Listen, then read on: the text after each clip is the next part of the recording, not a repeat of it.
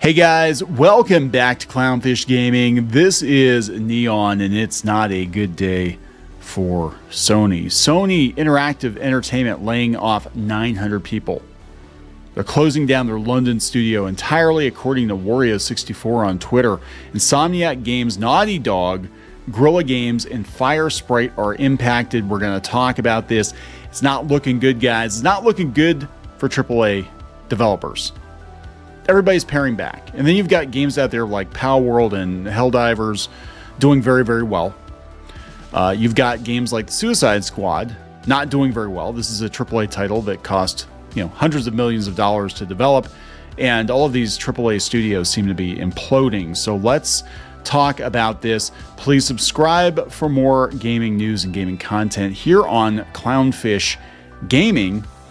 Check out our other podcasts too. Check out Derezzed. Check out the Clownfish TV Audio Edition, wherever you find finer podcasts, right? Let's go out to, let's see here. We'll go out to CNBC.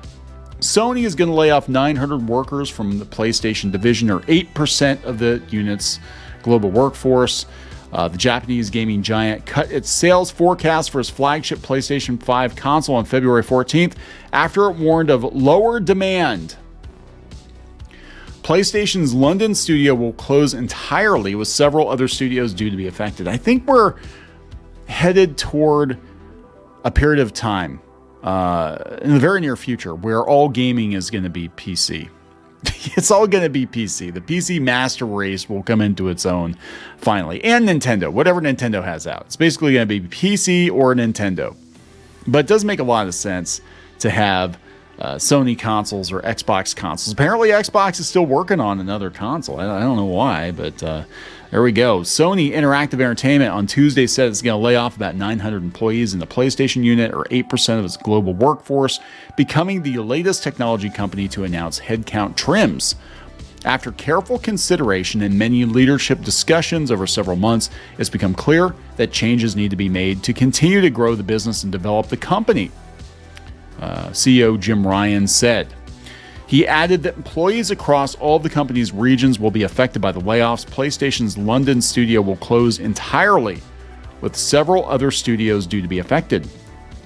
The Japanese gaming giant cut its sales forecast for its flagship PlayStation 5 console on February 14th after it warned of lower demand. Sony at the time said it expects to sell 21 million units of the PlayStation 5 in the fiscal year ending in March, trimmed down from a previous forecast of 25 million consoles. Maybe people can't find them? I don't know. It's pretty easy to find a PS5 now. The company's shares plunged sharply after the forecast cut announcement. Analysts had anticipated that Sony could move to release a refreshed version of the PS5 this year, seeking to boost interest in the console. They don't have a ton of exclusive games, do they? I mean, there's not really a whole lot. I'll tell you the truth.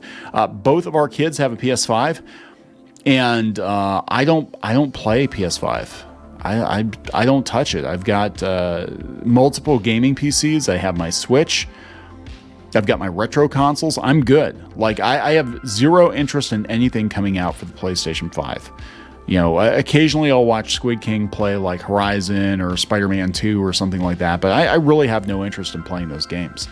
So, to each his own, I guess. Tuesday's announcement from Sony is the latest in a string of layoffs affecting the tech industry. In January, Microsoft laid off 9% of its gaming unit after it acquired Activision Blizzard. Everybody's laying off because there's too much bloat. They keep hiring these people that I don't think are bringing it. And, they're creating these AAA titles that aren't bringing it. They're not really generating, I don't think, a lot of system sales. I mean, the PS5, I think the buzz around the PS5 for the longest time was, can you get one? And now that you have one, is it worth it? I mean, there are only a handful of exclusive titles for the PlayStation or the Xbox. I mean, most games you can play on a PC, so why bother? I was like that PS5 kid. He wanted the PS5 sent back to Santa Claus. He didn't want it. He wanted a gaming PC. So part of this, Sony is reportedly canceling the Twisted Metal live service game as part of mass layoffs. Bloomberg reporter Jason Schreier said the game was in early development at UK studio Firesprite, which Sony had earlier confirmed is affected by the job cuts. According to Schreier, the Twisted Metal game wasn't greenlit yet, but they were working on it. I mean, they have a Netflix show or an Amazon show or something. I haven't watched it yet. I can't imagine that translating very well to a TV show, but who knows? Twisted Metal is a vehicle combat game franchise that began on the PS1, but hasn't seen a new entry since the PS3 generation. In 2023, it's well-received Twisted Metal TV show starring Anthony Mackie was released on Peacock. I got it wrong. It's Peacock. I can't keep track of all these streamers. I knew it was like Netflix or Amazon or something. It's on Peacock. But no, I haven't watched it. Is it good? You guys tell me. I have no idea. I haven't watched it. Today, Sony announced a significant round of layoffs affecting 900 people getting cut, 8% of its global PlayStation workforce. Yeah, we looked at our studios and our portfolio, evaluating projects in various stages of development, and have decided that some of those will not move forward.